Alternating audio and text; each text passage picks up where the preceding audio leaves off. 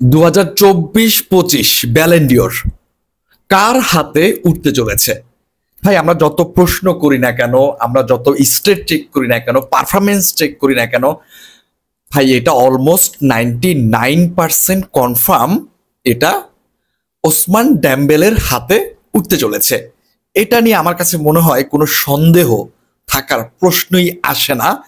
কারণ এই সিজনে ওসমান ডেম্বেলের ইম্প্যাক্ট এবং তিনি আসলে যা কিছু করেছেন, যা জিতেছেন, তা ব্যালন ডিওর পাওয়ার জন্য এনাফ। এর চাইতে আর বেশি কিছু লাগে না ব্যালন ডিওর পাওয়ার জন্য। কারণ তিনি অলরেডি ট্রেবল জিতে বসে আছেন, ক্লাব ওয়ার্ল্ড কাপে তার দলকে ফাইনালে নিয়েছেন, সেমিফাইনালে তার গোল আছে।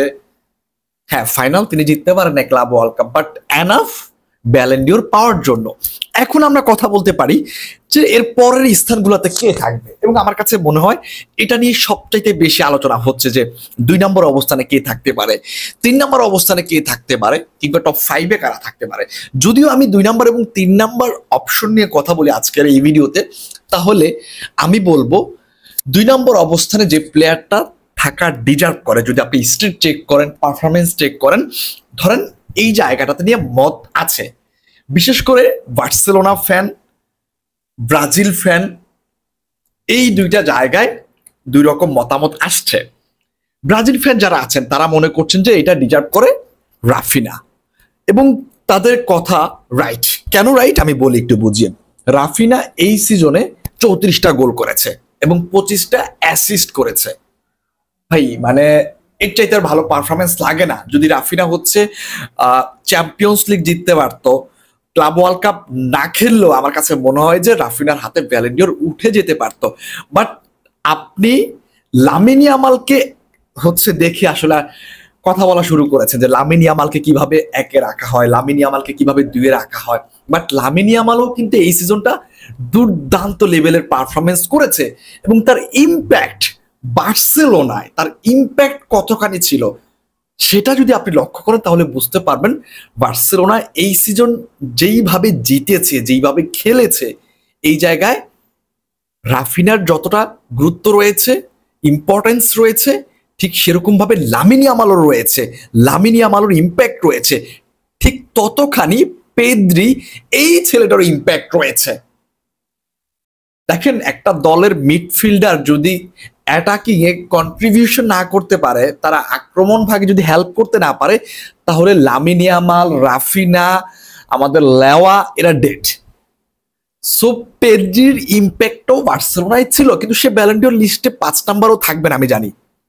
বাট যদি বার্সেলোনা চ্যাম্পিয়ন্স লিগ জিতে যাইতো তাহলে পেদ্রিও কিন্তু 5 নম্বর অবস্থানে চলে যেত। এখন আসি যে 2 নম্বর অবস্থানে কে থাকতে পারে।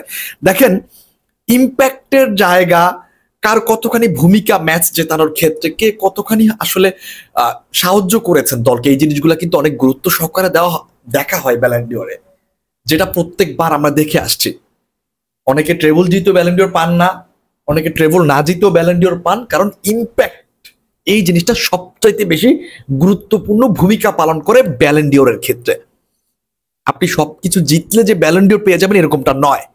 আপনি দলের হয়ে কতটা গুরুত্বপূর্ণ ভূমিকা পালন করছেন, দলকে জেতাতে কতখানি সাহায্য আপনি করছেন, আপনার ভূমিকা কতখানি, এই জিনিসগুলো দেখা হয়। যদি সেই জায়গা থেকে হিসাব করে আমার কাছে মনে হয় যে ইয়ামাল 2 নম্বরে থাকা ডিজার্ভ করে, এটা আমার কাছে মনে হয়, এবং রাফিনা 3 নম্বরে থাকা ডিজার্ভ করে। কারণ রাফিনাকে আমি একেবারে ফালাই দিতে পারছি না, কারণ সে এই সিজনটা দুর্দান্ত লেভেলের পারফরমেন্স করেছে, এবং তার কয়েকটা ম্যাচ, বেনফিকার সাথে একটা ম্যাচে তার দুর্দান্ত একটা গোল ছিল, আমি সেটা অস্বীকার করছি না। বাট আমার কাছে মনে হয় যদি আপনি অলমোস্ট কনফার্ম যে ব্যালন ডিওর ডেম্বেলের হাতে উঠতে চলেছে, এরপরে যদি আপনি 2 নম্বর করতে যান যে 2 নম্বর পজিশনে কে থাকতে পারে, তাহলে আমার কাছে মনে হয় লামিন ইয়ামাল, কারণ তার ইম্প্যাক্ট কিন্তু দুর্দান্ত ছিল এই সিজনে বার্সেলোনার হয়ে। মাত্র 17 বছর, রিসেন্ট তিনি 18 বছরে পা দিয়েছেন।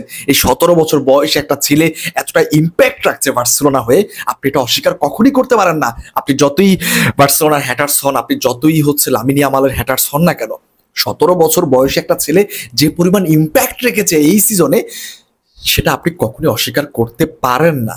সো আমি লামিন ইয়ামালকে 2 নাম্বার অবশ্যই রাখবো, এবং 3 নাম্বার আমি যে মানুষটাকে রাখবো সেটা হচ্ছে অবশ্যই রাফিনা।